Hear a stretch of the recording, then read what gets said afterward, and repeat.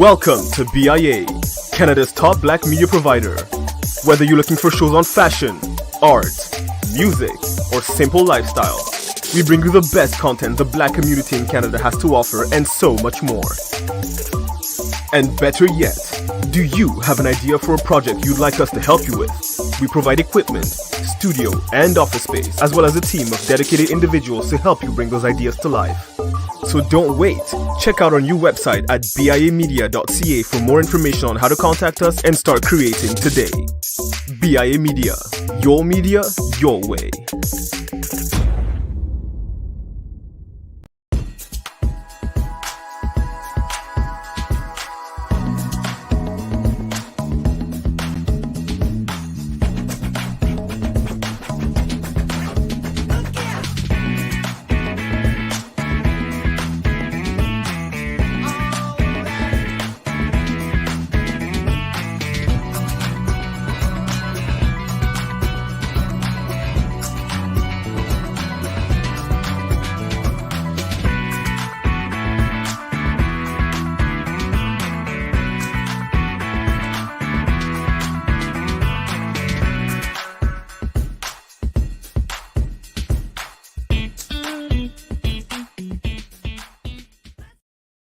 What is up, everybody? It's Dr. Vibe here, host and producer of the award-winning Dr. Vibe show, the home of epic conversations.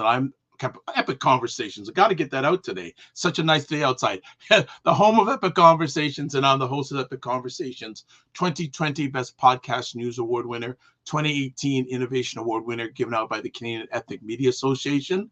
Also, I host the only online conversation in the world for dads and fathers. It's sponsored by Dove Men Care and Dad Central, Canada's national fatherhood organization. And being part of that team last year, I was able to reach out to over 100,000 dads and fathers around the world.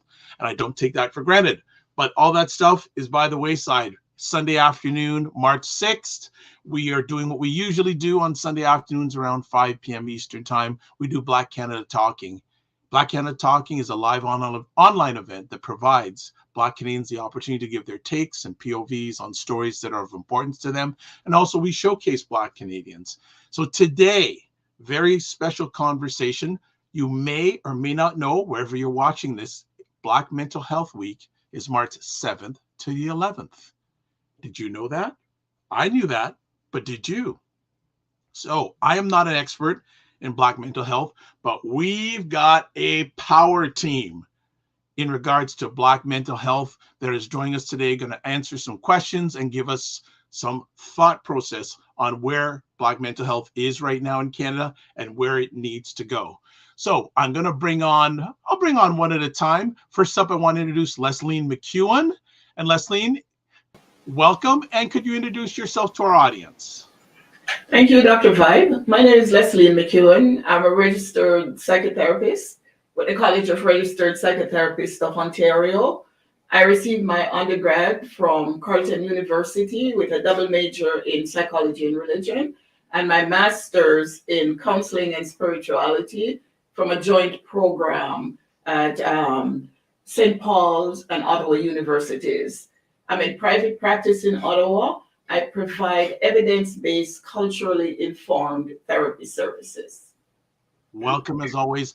And Leslie is a big time supporter of the Dr. Vibe show. So I had to, sort of introduce her first, but it's always good to have her. Always good. And thanks for making the time. Here's a lady that I can't nail her down. She has always got things on the go. Helen Ofuso. Helen, finally we get you. Finally. I don't believe it. How you doing today? I'm doing great. Thank you. You followed me to Burlington. I'm not at home. Oh my, I'm not stalking. Sorry, I'm not stalking. Digital okay, maybe, but not physical. And the weather's better here than it is at home, so it's all good. Good. Share yourself with our audience for a few moments, please. Sure. Well, thank you for inviting me. I'm Helen Ofosu. I studied at McMaster and the University of Windsor. Did a BSc in psychology, and then I did a PhD in industrial and organizational psychology, which is really work and business psychology. I've used that for a long time, but most importantly, in the past almost 10 years in my own practice, offering career coaching, executive coaching, some training, and some HR. And I know it sounds like a lot, but it all ties back to my foundation in psychology. So happy to be here. Wish we had a whole hour to talk just about that interface between work and mental health, because in my mind, it's everything. Excellent. Well, especially when our mental health is tied to a workplace, especially a workplace that doesn't feel good and is hurting us, it's a very complicated thing. Fully agree, and back 100% what you're saying. And hey, we here at the Dr. Vibe Show, we're not one and done. So be careful what you ask for, because there'll be future conversations. But finally, good to have you here. Next up, Dr. Sumito Abizi. Welcome, welcome.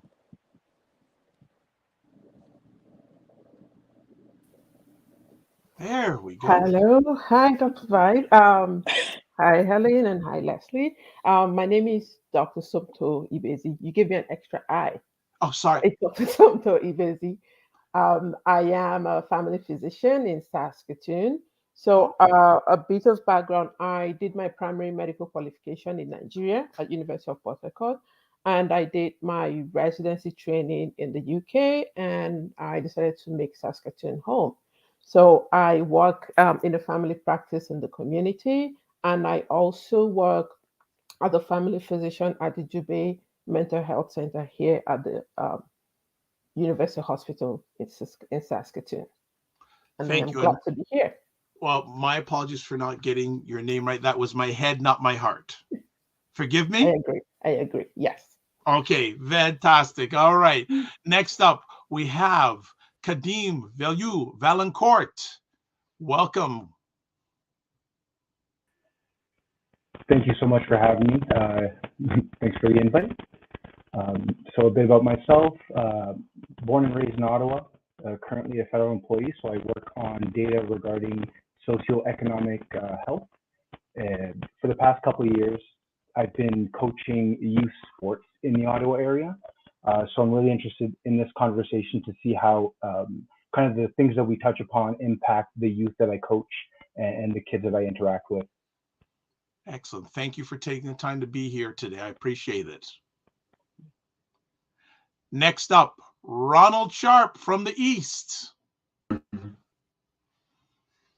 Thank you for having this important discussion. It was good meeting you today, even just momentarily before this call for your show. It's wonderful to see this distinguished guests and panelists and their perspectives across the country to better understand what is happening with the youth and Black mental health, which cannot be understated in representing the future of Canada. So a little bit about me, I'm a director since 2019 with the Atlantic Equity and Research Alliance located in New Brunswick. And we look at bringing down institutional systemic barriers and began our focus in research and action, because you cannot just have data with it going nowhere. And with a look on justice, education, and mental health is our focuses. And in 2020, I am also a co-founder for a social enterprise called Lava Stream Media, which is one of our objectives is designed to bring elevated Black media content developed by Black Canadians and international to make producers in the future and directors to align with ERA in supporting those students that come out of some of the programs we're doing. Fantastic. Well, don't be afraid to reach out. Definitely. All right, fantastic. And last but not certainly least, Mr. Paul Bailey from the Black Health Alliance. Paul, how we doing? I'm all right. Good evening, Dr. Vibe, and thank you and Andrea Pierce for organizing this evening's convening. My name is Paul Bailey. I am a strategist, urban planner, and the executive director of the Black Health Alliance. And I've spent the last decade really working to improve outcomes as it relates to Black children, youth, and their families. So spent a lot of time focused on the social service sector, a lot of time focused on gun and violence in the community. Spent a lot of time on mental health and addictions, and now working really to advance my practice in social planning, health equity, and addressing the causes of neighborhood inequality and distress. I'll leave it there. Thanks. Good stuff. Pleasure to have you. So what the format we're going to be doing today on the conversation, I have questions for all the panelists. We have a round one and round two. And if anyone in the audience, if you have questions, please put them in the chat if you're watching this live. If we have time at the end, we will fit them in, but comments and questions are invited and wanted. So my first question today goes to Leslie. And Leslie, the NCAC is known for culturally competent Black mental health care. What does that mean, and why is that important? Thank you, Dr. Vibe. And again, NCAC stands for New Covenant Apostolic Church. Let me tell you a story of a Black male having a mental breakdown. The guidelines for disclosing information to prevent harm includes calling 911. A culturally informed therapist views this from a different lens, understanding the fact that this could have a lethal outcome, considering the racialized Canadians who have died in encounters with the police during wellness checks. In Ontario, you have DeAndre Campbell, Caleb Tabila, and others. So that's why it's culturally informed and competent is important. But first things first, our goal is to help Black people get proper mental health care. Research shows that Black clients are more likely to continue in therapy for more than one session when seeing a Black therapist, and more likely to drop out after one session with a white therapist. We must make therapy a safe and respectful environment for Black people. It's already a very difficult step due to stigma and cultural beliefs, and some have already had negative experiences seeking mental health care. When mental health professionals are culturally informed and competent, clients are more likely to engage and have a positive outcome.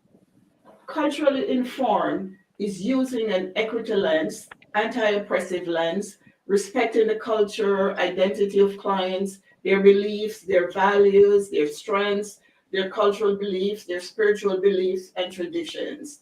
The ACB community is very diverse, so we must use an intersectional lens. Culturally informed also means using culturally tailored evidence-based approaches, as most of the Eurocentric therapeutic approaches generally do not work for Black people.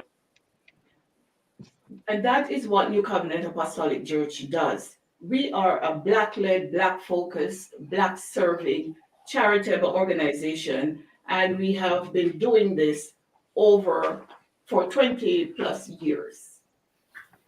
And I don't want to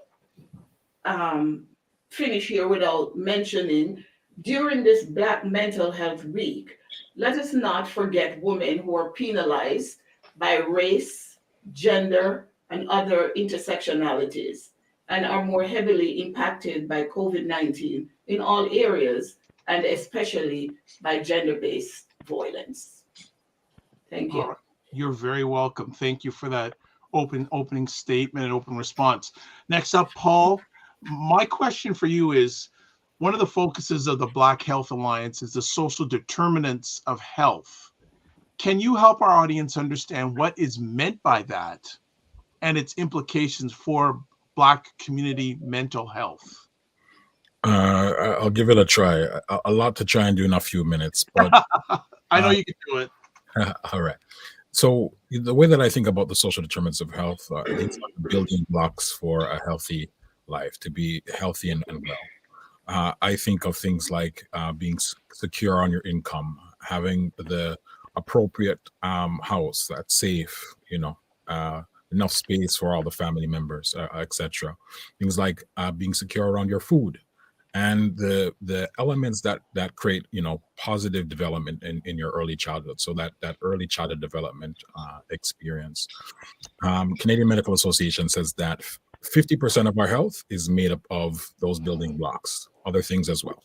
10% is environment, 25% is access to care, and 15% is your genetics or biology. So if we're thinking about how we're going to improve the health and well-being of Black Canadians by a large amount, we're actually not focused just on getting access to care. We're focused on those social determinants of health. And so we know that Black Canadians, particularly those who live in cities and where we have the data to look at some of these, face significant disparities across those things that I just mentioned: income, housing, food, and early childhood development experiences. And what that means then, when you combine those stretches, those barriers to opportunities, those things that don't allow you to be well, it does impact folks' mental health. That combined with some of the pieces that Leslie just talked about, barriers to care. So you think about, geographic barriers to care, or financial barriers to care, or not having access to culturally responsive services. That combines to create a situation where we know that, 60% Black people in Ontario, for example, have 60% increased risk of psychosis. We know that we tend to get to care through the most aversive pathways. So police, ambulance, the hospital emergency room, as opposed to a primary care physician, or being referred to through your teacher, for example. So, I think, the last thing I want to add there is both those social determinants, the experience of trying to get to care, and the way that we get to care, all of that at root is rooted in anti-Black racism, and the ways that it impacts our health and the barriers to opportunities that it creates. So, perhaps I'll leave it there for now. But the situation that through the work that we're doing at Black Health Alliance that we see is difficult, and so it requires work on the downstream end, like how do we get folks to care now and culturally responsive care, but how are we planning and working together across our cities, across jurisdictions, to really take action on those social determinants of health. So I'll leave it there. That was a good, just off the cuff. That was well done, sir. Yeah. That was well done. Very well. Some practice. Good stuff. All right. Next up, do I have permission to call you Somito? Somto. Sorry, Somto. Again, that's true. I'll get it right next time. Somto. So let me ask, as a medical doctor, can you discuss the impact of on the mental health, on our physical health, on Black populations, especially Black populations in this country? Oh, thank you, Dr. Vibe. So I think what the WHO said, that there is no health without mental health, is very true. And it's important to understand the unique and unfortunate issue with Black mental health is that this person is dealing with the problems of the mental health. They're dealing with the pervasive mental health stigma, but there is also the added crushing evil of anti-Black racism, in addition to everything they're dealing with. So it's there's so many odds stacked against you. You have something extra to worry about. And we've all heard instances of Black people who have gone to a place of refuge, the hospital, to seek help in mental health crisis, and they've been turned away.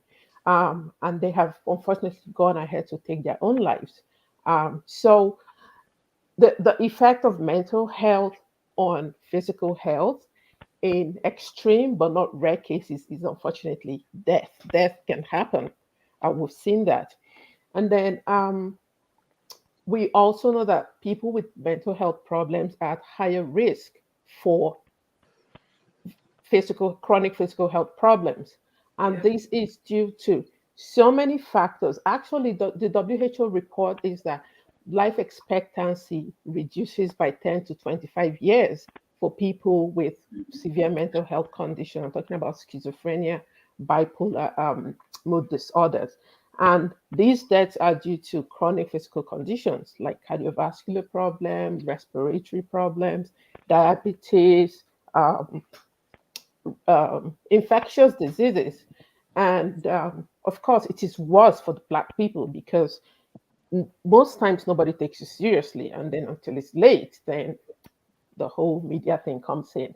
Now, I've given a lot of thought to why this is so. And the first thing I would like to mention is the impact of weathering, which is a concept I came across. It's a study that was done by Dr. Geronimus in the States, I think around the 1990s. And they talked about weathering, where basically the repeated trauma of racism, stigmatization, discrimination actually has a physical effect on the human body. So your stress load increases because you're dealing with this every day. And basically, your body is aging faster than your peers, people of other people who are not experiencing this racism, this intense, pervasive racism. And we're seeing that there is you basically your body, you're aging faster. So your body gets tired, your health problems that would come with age start showing much earlier in people who are racialized, and that's Black people. And that is all due to the racism and dealing with mental health problem as well. We know that there's a problem in delay in seeking help because the medication that you run, the motivation is not there as an effect of the mental health problem. So there's delay in seeking and accessing healthcare. And also, there's something that I think is important to mention here. Someone who has been off work for a significant amount of time because of mental health problems would be reluctant to take some more time off to go for a headache or for back pain because they already feel they're taking too much time off. And all this contributes to delay in seeking help. Then, of course, there's the issue of symptoms not being believed or taken seriously enough, where it's easy to say, oh, it's all due to your mental health problems, so it is not looked into properly. And often people with mental health problem, and then you add the issue of racism, where people feel, oh, people of a certain race, Black people use drugs, so they do this. So you find that there is less support for Black people to engage in health-seeking behaviors like stopping smoking, cutting down on alcohol, stopping drug use, because if someone is biased enough to think that is what this type of people do, they wouldn't want to spend time to talk to you about getting off this habit because they don't believe you can do it. So the odds are already stacked against you because you're not going to get as much support as the next person for issues like this. And then, of course, the medications that we use to treat mental health problems, they do have their side effects, which need close monitoring. So, but we know that because of racism and not being sure of what you're going to meet when you go to seek healthcare, um, people with mental health problems are less likely to go in for their periodic health exams. And this is where you would usually pick up high blood pressure, uh, talk about weight management, cholesterol check your blood sugar.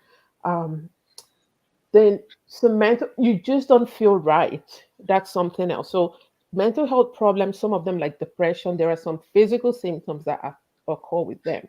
There is a fatigue, there's a brain fog, the restlessness, stomach upset. So really, mental health cannot and should not be separated from physical health. All right.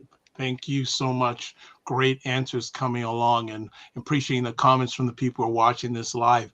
Ronald, it is your time to share with us. My question for you is, can you discuss the impacts you have seen on youth mental health before COVID, and what changes you have seen as of your organization, the Atlantic Equity and Research Alliance?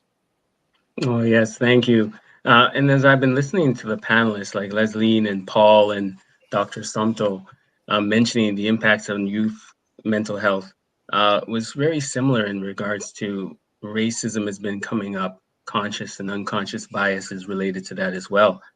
And that is what's been occurring before the COVID-19 pandemic. So in starting with the context of the impacts that I could see from my area of the world, given what's happening here, data and mental health for youth, and there's children and youth in New Brunswick, like 70% of mental health problems have had their onset, we've noticed, during childhood or adolescence. And that's coming straight from the government of Canada far before the COVID-19 came into place. And then you have like 19% or so language problems that we found in our research that do help and make, because they're not readily available for people. 22, like 0.6 was preferred to manage their own needs because they're having problems with finding maybe where to look and how to go. So an example, if I were to give just a specific example in real time to share, we came across in the age of around 16 to 24, a young university student who was going to university here in our area in film and media studies, and originally from Jamaica, and was literally centered out in taking a position within a call center, making sure that that person specifically was following the rules where everybody else doesn't. Calls being monitored to make sure they're not speaking patois, and they've never had an incident of doing so. Constant belittling of, and to the point of quitting the position, needing it to go and help with school, only to find out after some talking with her that she was one of the top salespeople for the company. And so the intent, like when we were actually developing a program, we thought it would be great to find a student that was working within that field. So for their theory and curriculum, because we wanted to make it so that if somebody wanted to develop and actually go to the education, through the education stream in university, maybe we could have those links. And somebody gave us her name, and she came onto the program, and she was telling us what she had gone through just coming here. And we found her, we were doing a virtual meeting, and she was in Jamaica, and and at the point she had no intent of coming back. So she did come back through our program as we hired her for the work and the abilities that she had to do in the field that she was actually looking for, not a call center, but in the field. And then as we looked, we could recognize this happened to someone who was not born here, didn't go through the system. So imagine what is happening to another kind of levels of racism when you've been ingrained in it from childhood. So that's what the impacts that we were seeing before the COVID-19, or even like children facing serious mental health challenges, impacts, again, mentioned racism, but there's poverty, over-policing, housing, especially hard on Black children. So, but now, nearly 2 years after the disruption that took its toll on, based on what we call safety measures that were put in, what did it do? It reduced in-person interactions with among children, friends, social supports and professionals such as teachers, counselors, pediatricians, and child welfare workers. These were all reduced. So it created an isolation, which made it harder to recognize signs of child abuse, mental health concerns, and other challenges. So you have these, depression has gone up, anxiety has doubled in some cases, suicides was mentioned earlier. These things have shown greater levels, negative emotions, behaviors such as ADHD is on the rise. And in some cases in this area, in 2021, from what we've seen happening in some of North America, it's gone up to, like, some suicide attempts for young girls was like 51% and 4% higher for adolescent boys. So when you see the dynamics of this, you can recognize that it is imperative to have these conversations, and for those in federal, provincial, and other governments to recognize the need to focus in this area in a higher regard from just recognition, but actual action. So I hope that Absolutely. Well done. Well done. Fantastic. Kadeem, you are up next. We'd like you to talk to our audience from the youth perspective on how mental health has been affected before and during the recent pandemic. No, so yeah, thanks for the question.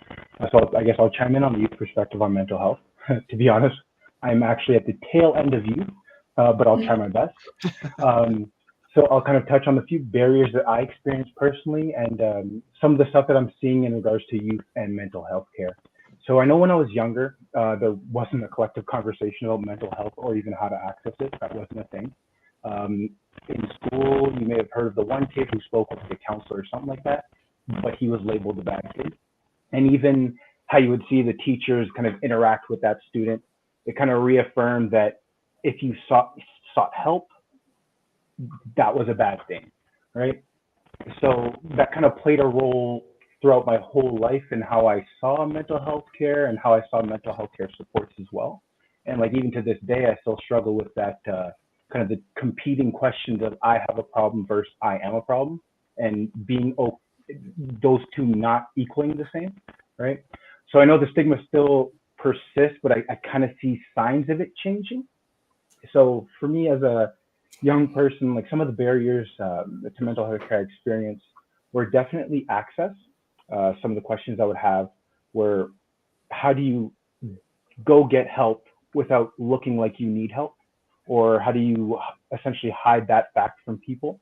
How much did it cost? Because most mental health care is not free a lot of the times, and who's going to pay for it? And as a kid or even as a university student, no one has money like that. Ultimately, those questions kind of went unanswered. Oddly enough, like during the pandemic, I was kind of like one of the lucky ones. I had time, space to kind of work on myself. So with the virtual freedom, I guess, I kind of tried to seek out professionals to kind of take control of my own mental health care needs and become the pilot in that role. And during the start of the George Floyd protest, there was a lot of communications around seeking out mental health care providers that looked like us, that knew where we were coming from, and that kind of understood our struggles. I kind of cycled through a couple of professionals to find someone, because I didn't want someone who I had to teach. If I was explaining to you my story, I would assume that you have a base knowledge of what I'm talking about, right? And additionally to that, like as a Black male, there's a constant pressure to not appear threatening, not necessarily use words that might trigger alarm, those type of ideas. And I didn't want to have to carry that shield with me into a session. Found that difficult. So I found that some of the individuals I met, there was like definitely an underlying tension that was present, but I couldn't quite figure out what it was. Then those thoughts would come to mind. Are you scared of me? Are you scared of what I'm going to say? Are you afraid of what you're going to say in response to me, because you're trying to kind of sugarcoat what you're saying to fit a quote unquote PC narrative that you think you have to respond to me in, right? And I didn't know it at the time, but what I was actually looking for was someone that was like Black culturally informed. I do see positives though. So I kind of watched the language around Black mental health change. It's become more acceptable to ask friends like, how's your mental doing? How are you feeling? And not get that pushback. I guess one of the examples I'll bring up, I was coaching a kid and he came up to me and said, hey coach, how's your mental doing? The kid was 13. So I kind of looked at him confused, like, how are you talking to me like this? This is interesting. And then, so I responded to him, I'm all right. And then instantly when I said, I'm all right, I didn't want to portray that narrative that I'm going to be okay, I'm strong, man. Like I really wanted to let him know that I cared. And then right after that, he responds to me, it's okay to not be okay. Then I stopped and I'm like, this kid's 13, right? So this is weird, right? And he goes, it's okay to not be okay. And then confused, waiting for the next response, he goes, I'm okay because I practice self-care, and then runs along. Obviously for him, self-care was probably playing Call of Duty or playing outside with his friends, so it was a little different, but it was interesting to hear someone of that age kind of use the language. More to that, I know that the language is permeating, but I don't know if I believe we need more than language and action in that regard. So yes, they are speaking the language of mental health, but are they applying it? Is it can they access it? Can they do they have the tools with which to speak with someone? Do they feel safe? Those type of things. So I know, like going into the future, I know we're in a time now where the internet and most conversations are occurring right now. Like we're able to do spaces and sustain those spaces to start and continue conversations about mental health and actually reach the kids where they are. More to that, I think we should start using the technologies and leverage that to actually make mental health care more accessible and lower the barriers that they have. So essentially all that is I hope that we continue the trend and ensure that all solutions related to Black mental health care and specifically for youth are led by those being served. And I really want to break down the silos and make sure that we're all having the conversations within the same place so we're getting a better answer. Because I believe it's better to do nothing than to do something wrong. Okay. Thank you. Thanks for the real talk from your personal experience. Appreciate it. This section, last question will go to Helen. And Helen, can you speak to the mental health and safety of workplaces, especially for Black workers during these times? Well, often clients reach out to me for strategic support, to get past a stalled career or to escape a toxic workplace. And for sure, one serious side effect of a stalled career is when people become underemployed, is that the underemployed person starts to doubt their own ability. And their self-confidence takes a real serious hit. And in the end, they may start to feel helpless and give up on their dreams of advancement. Now, on the toxic workplace side, it strikes me as interesting that public health departments inspect countless workplaces before they open and then periodically afterwards. And these inspections are designed to ensure that these environments meet health and safety standards. And meeting or exceeding these standards provides some assurance to employees and to members of the public that these environments aren't harmful. So imagine what would happen if similar audits were happening to ensure that workplace cultures and related behaviors were not creating psychological or mental harm to members of the public, including Black employees. Because we all know that anti-Black racism has been declared a public health crisis, yet very few actions are being taken. And it's hard to quantify the actual costs of things like harassment, bullying, discrimination, especially anti-Black racism, but I believe they are immense.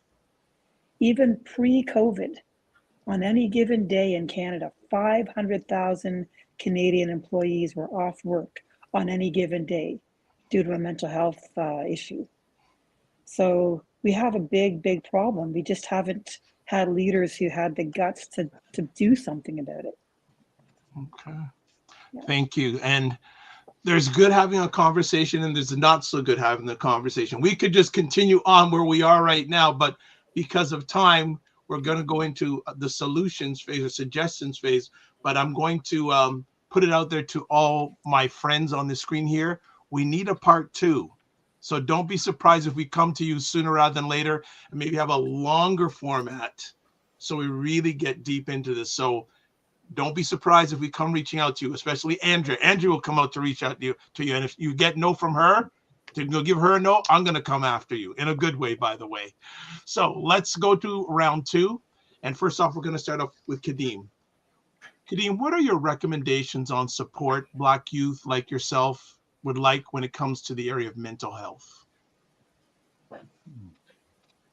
So one of my recommendations, I guess I would say, to support Black youth mental health care is to ensure that we're all meeting them in terms of terminology and access points where they are.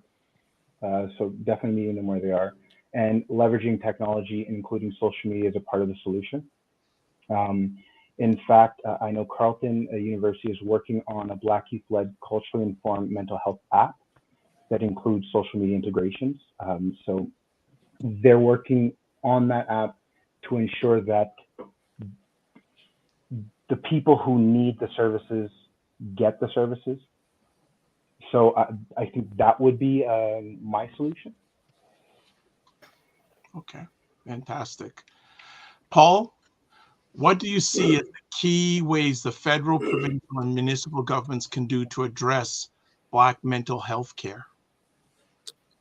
Um, I'd say the first thing where I start is actually in the community. I think it's important that we start to take stock of where we're at. Pre-COVID, I guess that's like the marker now, and kind of where we're now in the context of COVID. So we know a lot of young people are living through learning loss, the impacts of COVID on their mental health. And we know that, while kind of the society is moving on beyond COVID, that there are still major risks to our community. So I think it's important for us to take stock. I think the second thing is I'll try and tell a quick story. We've been working at the Black Health Alliance through a project called the Pathways to Care project to get more care to folks on the ground now. And so we've done that in some ways in Ontario, getting the government to invest in mental health services that will land in Windsor, Hamilton, Peel, Toronto, and Ottawa, culturally responsive services for Black youth mental health and addictions. But as you start to peel back the layers, you realize that's only the start. There aren't culturally responsive services in hospitals where folks require more intensive care. And when folks age out of that, there aren't really culturally responsive services available and for access in the community. So there's a lot of work for us to do to think and build and respond to. And then I think as it really gets to the, what the federal, provincial, and the municipal governments can do, again, I go back and forth between this often, right? Is it, should we be putting a lot of pressure and accountability on governments to, respond to our needs, or should we spend more time in community trying to build our own responses to those needs? And, short answer is I think both. But what I've realized is that government is not coming to save us. Nobody's coming to save us. So it's important that we envision, what those tools, strategies are, and then invite government to participate and to partner with us on those particular, kinds of interventions. So, in wrapping up, I think it's important right now that we get all those levels of government to think about what a targeted and focused recovery plan looks like for Black communities across the country.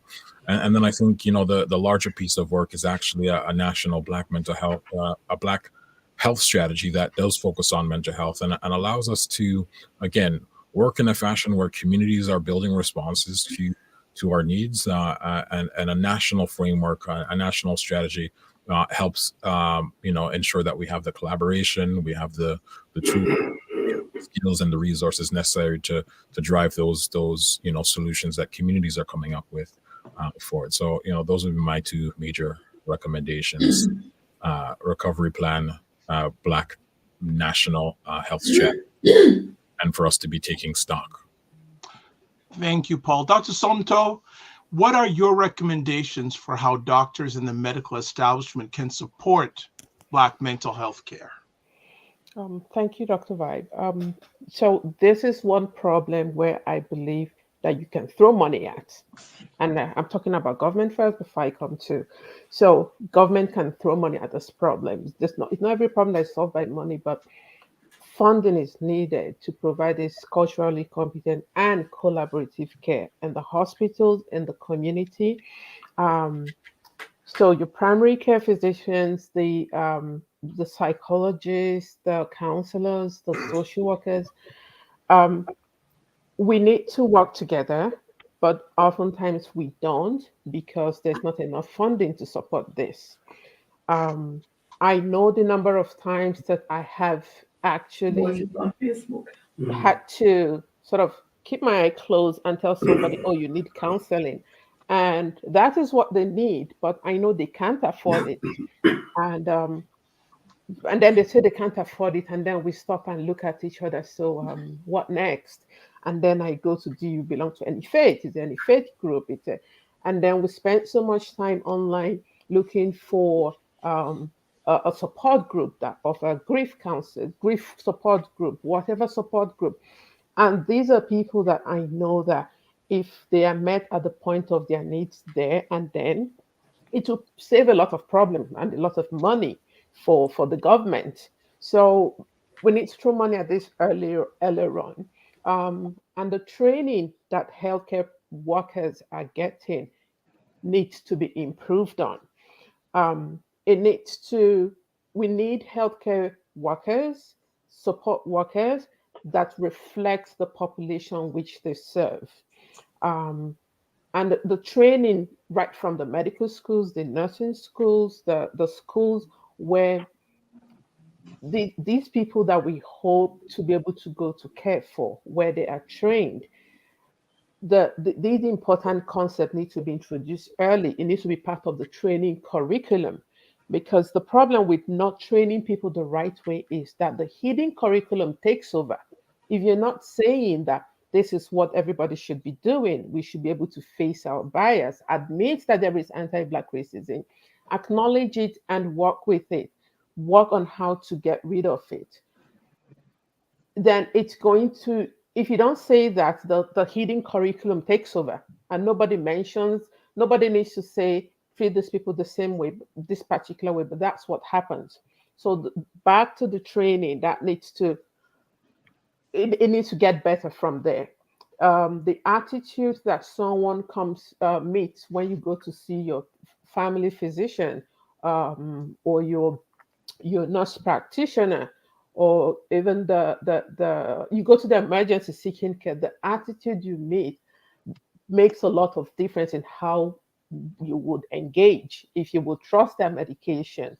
um, I find that if I actually take the time to explain to someone that I understand why you're feeling this way, and it's not, you're not imagining things, it is real what you're feeling, and then they feel like, okay, we're getting somewhere. But if I just throw a prescription at you, I don't blame you if you don't take it, because you don't know me, you don't trust me, I don't even understand what you're saying. And the prescription, if you tell me you're just giving me this just to get rid of me, there is a lot of sense in what you're saying, even though that's not my intention. So we need to start distinguishing. While we might have the best of intention, the impact is more important. And if you don't, if a healthcare worker, healthcare professional does not admit anti-Black racism and the effect of it, that whatever relationship you were meant to have with that patient, it's not going to be as good as it gets. So our training could be better. We need more people that look like the people they serve, to be able to get that trust, to be able to understand where they're coming from. And even if you've never experienced what this person is saying, you're not going to say, oh, you're imagining things or you're exaggerating. So, yeah, money, training. Okay. Thank you. Helen, what are your recommendations regarding how workplaces can support Black mental health care? Well, I'm a big fan of corporate mentorship and sponsorship and better allyship. And I do see corporate efforts that are being made. For example, lots of these mentorship and sponsorship programs have launched recently. But unfortunately, I'm noticing that they're falling a little short. Most of the time, they're replicating the exact same problems that are already built into these systems. So, for example, everyone knows that if you get into one of these opportunities, they could be life-changing in terms of your career, which means that they're competitive. And sometimes the hurdles you have to jump over, and the details involved in getting yourself admitted can be harder than even getting a promotion in a competitive job. So I've seen people literally in tears over these things, and I just think that we're missing the mark on that front. Sometimes I'm also seeing very problematic framing. So people are admitted to these programs. These are high functioning, successful, capable people. Yet somehow the opportunities are being framed as if these Black participants are deficient. They're lacking. They're needing development. They have gaps. It's very negative framing, which I think has a way of getting into people's psyche in a way that's really not helpful. And I also find that sometimes these programs are delivering content or training and support that's actually microaggressive. So it's as though, I shouldn't say it's as though, it's clear to me when I hear about what's happening that sometimes there's really no equity lens, there's no inclusion lens, there's no anti-racism lens, there's no anti-oppression built in. And really, it didn't have to be this way. So I do believe that these rollouts need to be revisited, and maybe these are mostly pilots, so there'll be chances to make improvements over time. And I do believe that part of a more effective approach must including Black participants for input, right? Nothing for us without us. And where possible, we should be taking a lead on providing our own mentorship and our own sponsorship. Fantastic. Fantastic. Very true. Very true. Next up, we have Richard. What do you see as the elements needed to support Black youth mental health? Well, I'll respond as Ronald, but I understand. Sorry, Richard. I got it right. Brother, sorry. Don't worry, it happens when we're at home. Well, you know, you got the same smile, so that's what I'm thinking. You know, yeah, you should see when we're both on the same call how it happens. Okay. But in this topic, with this, you know, the seriousness of this topic, when it comes to the federal, provincial, and municipals, it's been said, and I'll say it just in the context of how I see it in my perspective, is that culturally informed peer program services is essential. And what I mean by that is, they need to have the grassroots Black organizations at the table. They need to have the funding go to the grassroots. I agree with Paul, I believe, who said that don't expect saving, but I expect accountability. And I believe we all do in our Black communities. So follow the money. Is it going to the intermediaries? And is it getting to those grassroots Black organizations? Well, you're going to need Black organizations with grassroots at the table to find it. So value of Black focused, Black led organizations has to be included if you want to see change to mental health. Everyone is looking for that sustainability. I've heard it around the table. For profits, charities, social enterprises require it. But in the other context, it's been said, I think it was Kadeem said, led by those being served as well. It's like the central components, the look that I see in regards to causality, the issues as to the increases in mental health issues is because there's a lack of empowerment. So we need to, that's one of the reasons Lava Stream came into being was, well, we're not going to wait in one aspect, and if funding does come where it should be to social enterprises, then we'll go for it. But until then, let's go forward. And so we developed what we see is necessary. There was a development for a Black mental health graphic novel style to meet the children where they are looking at their innovative look. And so we're working on funding to get that out there. We did test one of our own distribution products within it in Alberta school district, and it sold out. So we think this would be an excellent opportunity for funding. So these are the things, you build your own, you create yours, and then they come to you. It is our goal. So hopefully that's the two contexts that I would leave with this conversation. Thank you.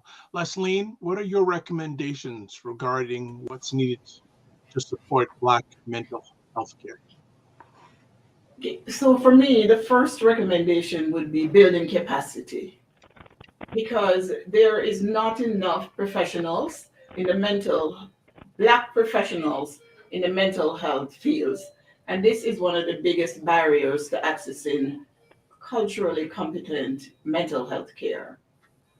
The second recommendation I would have is we need to move away from the siloed approach and build ecosystems where community work together, churches, schools, community organizations, workplace, the medical system, to support Black mental health, just like the experts we have here together, working to make an impact. And thirdly, government should intentionally fund Black-led, Black-focused, and Black-mandated organizations. And I say that because NCAC, New Covenant Church, was able to provide free counseling well, I'd say more free counseling as a result of funding we received and from the Canadian Women's Foundation. And with this, we were able to provide access to people who would not otherwise have access to the mental health care. We were also able to do a bit about capacity building by giving more Black individuals the opportunity to progress toward their credentialing, the hours they need in supervision, in work, whatever. And number three was by building community wealth. We pay them reasonable wages, all with the same dollars. And so from intentional funding, there could be a lot of return. There would be that triple bang for the bucks, as they say. Thank you so much. I'm going to ask everyone if you'd be kind to give us 5 more minutes. Is that possible with everybody? Okay. Have a question. What can we do at Black community ground level? Paul sort of made a nick into this, saying, what can we do at the Black community level when it comes to Black mental health care? What can we do with our families, with our friends? Anyone who wants to chime in on that, and then we'll just start to close it out. But what can we do at that? Because we talk a lot about government, companies, etc. What can we do at ground level, Black Canadian level, when it comes to Black mental health care? Well, I could chime in a quick moment. One of the things I noticed was the need for interconnectivity with other organizations at the Black level. Like, we were asked to get into an organization with John Howard Society, for example, to start a Black youth outreach program. And they were saying, well, we don't know where the Black organizations are. Can you help us? And so we definitely said, of course we can. And we did. We went into the different cities and we collaborated with different ones, from the New Brunswick African Association to different ones in each of the cities. We got together, and when we did that, we started getting stronger with our own individual organizations. That ecosystem that I've heard so many times behind the scenes is now becoming a reality that we develop ourselves. And when you do that, we look at making an alliance. There's no telling how powerful you can help and break into that area of mental health when you can see yourselves moving forward in that direction. Thank you. Anyone else want to chime in? Just I very have a quick. thought. Jump in. Sorry, go ahead. I've heard this expression, and I think it rings quite true. Check in on your strong friends. So all the people who seem like they're just fine, it doesn't matter whether they're men or women, in the Black community, those stereotypes about being, a strong Black man or a strong Black woman, often it's true, but beneath that, there's often a lot of pain, a lot of suffering. So I think that's an important message, is to check in on the strong ones. And it's another expression, something about how people almost never pretend to be depressed or anxious. They pretend to be fine. So check in on your strong friends. That's, and before our next person chimes in, I always say to people, even strong people suffer.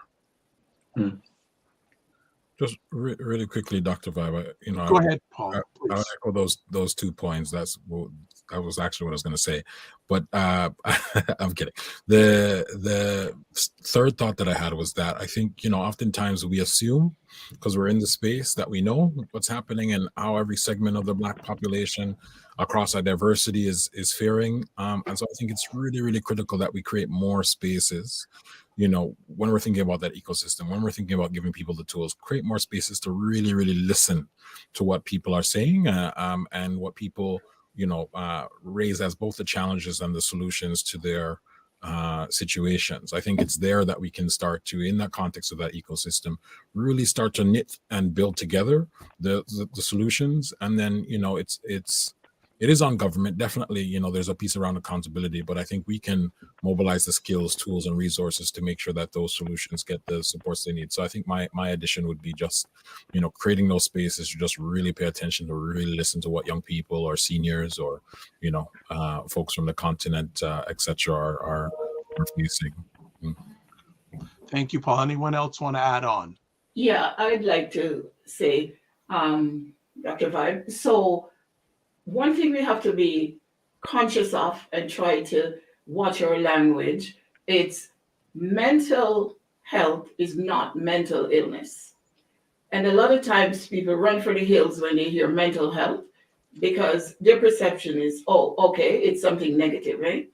And we have to learn in our families and our community to recognize what, mental health issues may look like, because the mental health is on a continuum.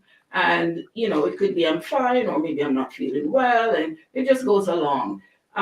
We have to be careful about that and be mindful that we check on each other. What does mental health look like? It doesn't look the same across the board, because in different populations it looks different. Somebody might all of a sudden be very angry, irritable, and you can understand what's going on with that person. In our our people, that could be a sign of depression or anxiety. So there are the different faces, and it's being able to recognize changes in behavior, what's going on, and be, inquiring and supportive. Anyone else before? And Yeah. unfortunately, we have some questions here, but we won't have enough time. Anyone else from the panel want to add on? Which just means we definitely now need to do a part 2. I'd like to say something. So as a family doctor, during my training, I was told that part of my job is to be nosy.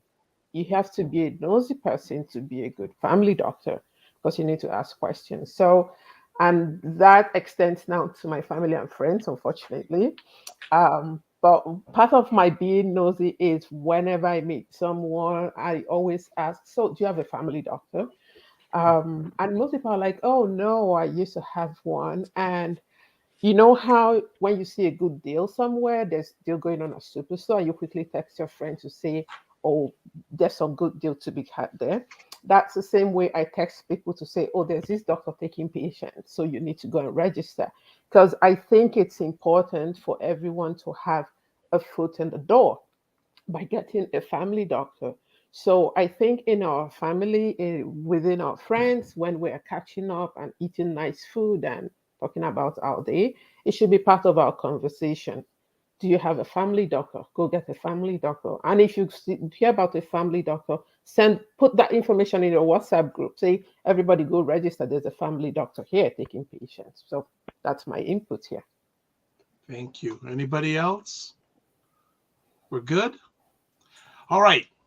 I would be remiss by first of all thanking you for all taking the time. And we definitely have to part 2. And I'm also thinking 3 or 4, but that's a whole other conversation. I'd like each person 30 seconds, and I'll call you in order on if you're comfortable, if anyone would like to get in touch with any of you. So first off, Leslie, are you comfortable sharing your contact information? Sure. Just LeslieMcEwen.com. That's the easiest. Okay. Helen? Yeah, I'm always sharing resources on my website, on my blog. I've got, over 200 articles that help people with career management, career development, leadership. So it's ioadvisory.com, and all my contact information is there. Thank you so much. You're welcome. Dr. Somto? I think the easiest or best way to reach me would be on LinkedIn. So it's Somto Ibezi. It's easy to search on LinkedIn. Thank you so much. Next up, Ronald. My 2 hats, you can reach me, is usually on the internet, the websites era.org, AEARA.org, or if you're interested in the media content side, there's LavaStream Media, all one word.com. Thank you. Kadeem? Yeah, the best way to connect with me is on LinkedIn, just Kadeem Javan Veillancourt, if you'd like. Thank you. And Paul? But the website of the Black Health Alliance is www.blackhealthalliance.ca, and our general email is info@blackhealthalliance.ca. Well, I'd like to thank each one of you for what you have done, what you are doing, and what you will be doing going forward. Thank you so much for taking the time. And yes, part two, I see like ... like ongoing conversation. We'll see if we can make that happen. Also want to say a big thanks to Andrea Pierce, who made this happen. She made this happen. And she reminded me 2 years ago, we had this conversation, and she said, Dr. Vibe, you were the first person to host something like this nationally. I go, really? I don't know. But for the people, we did, because of time, we did not get to your questions. But please, please, please, those who know me, you know how to get in contact with me. We will be diligent to make this. I think it needs to be a regular conversation. It has to be a regular conversation because it's not going away. My name is Dr. Vibe, host and producer of the award-winning Dr. Vibe Show, the home of Epic Conversations, and I'm the host of Epic Conversations, 2020 Best Podcast News Award winner, 2018 Innovation Award winner, given out by the Canadian Ethnic Media Association. Also, host the only online conversation in the world for dads and fathers. It's co-sponsored by Dove Men Care and also Dads Central. Like to say a thank you for everyone who watches live or will be watching it on the replay or listening to it on the replay. And I always close out with this: live your life as a dream. If you can dream it, you can make it. Sometimes you have to get smaller to get stronger. Block assumptions, then aim bigger, aim better, aim higher, aim wider. Love, faith, and respect. Remember to give yourselves grace, and don't just manage your time, manage your energy. And thanks to BIA Media for a great production today. God bless. Peace to you all. Keep the faith and walk good. Ottawa's Black Business Alliance, a place where you can learn to be your own person and build the future you want for yourself. Our mission is to help young entrepreneurs achieve their business goals through the best coaching, managing, consulting, and a slew of other services. Together, we can become a pillar in the Afro-Canadian community. Don't hesitate to contact us through our website at www.oba.ca, and remember that building tomorrow starts today. OBA Consulting. Take hold of your future.